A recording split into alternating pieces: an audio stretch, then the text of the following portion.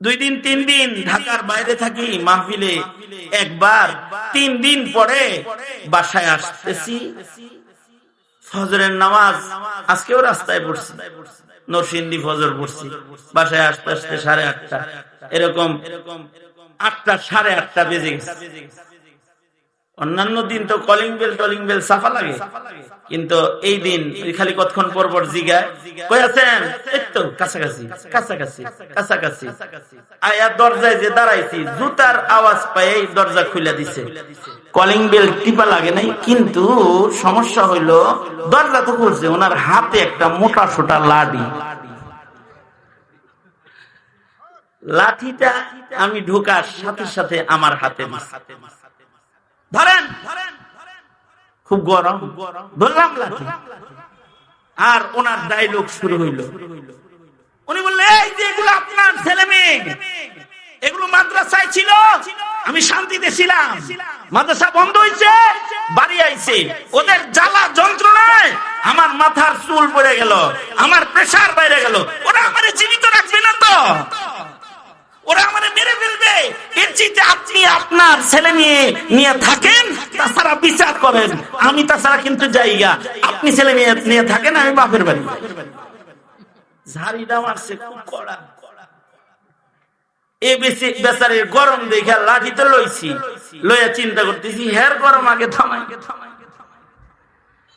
বাচ্চাগুলো ডাক শুরু করছি, এই এদিকে আয়, এদিকে আয়, এদিকে আয়। কি তোদের মাদ্রাসায় কি শিক্ষা দেয়? মারে চেতাইছিস কেন? এত রাগ হইছে কেন? বেয়াদবি করছিস কেন? পিঠের চামড়া তুলে ফেলবো, আয় এদিকে আয়। আর চিন্তা করতেছি এক হাতটা ছোট করে দেই, আগে একটু ঠান্ডা হোক। কাছে আসছে তো একটা কান্দে, একটা কাঁপে, যেটা একটু সাহস বেশি, এটা একটু মাথা নিচে দিয়ে দাঁড়ায় রয়েছে। এক একটার এক এক দশা। চিন্তা করলাম ছোট করে 2-4টা টোকা দিয়া এখানে বিদায় দিই। তো কিন্তু ছোট করে দিলেও বাপেরা শাসনের সময় বাপ তো লয় যে অনেক বড় করে দিব। উঠাইছি যে দিমো বাড়ি, আমি লাঠি উঠাইতে দেরি, পিছনে দাঁড়ানো উনি সামনে এসে আমাকে নতুন ডায়লগ দিতে দেরি করে নাই। উনি আমাকে বলে, আপনি কি বাপ না আজরাইল? হ্যাঁ বললাম, দেখি এই ছোট ছোট বাচ্চাগুলারে লাঠি দিয়ে পিটান লাগবো?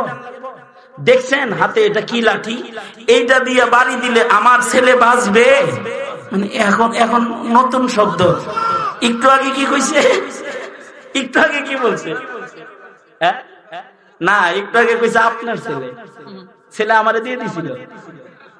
পরে যখন লাঠি উঠাইছি এখন কয় যে আমার ছেলে বাঁচবো এটা দিয়ে বাড়ি দিলে।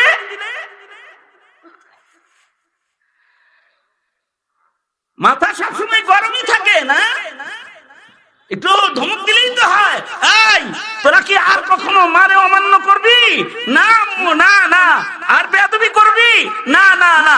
যা যা যা যা, চলে যা, পড়তে বল, সেফ জোনে পাঠায় দিস। বিষয়টা হইল সন্তানের মোহাব্বত মার হৃদয়ে থাকার কারণে সন্তানের চোখের পানি, সন্তানের চেহারার অনুশোচনার দাগ, অথবা সন্তানের বিনয় যেমন মাকে আকর্ষণ করে ফেলেছে। একটু আগে যে মা শাসন করতে চেয়েছে, সে মা যেমন দয়ালু হয়ে ক্ষমা করে দিয়েছে।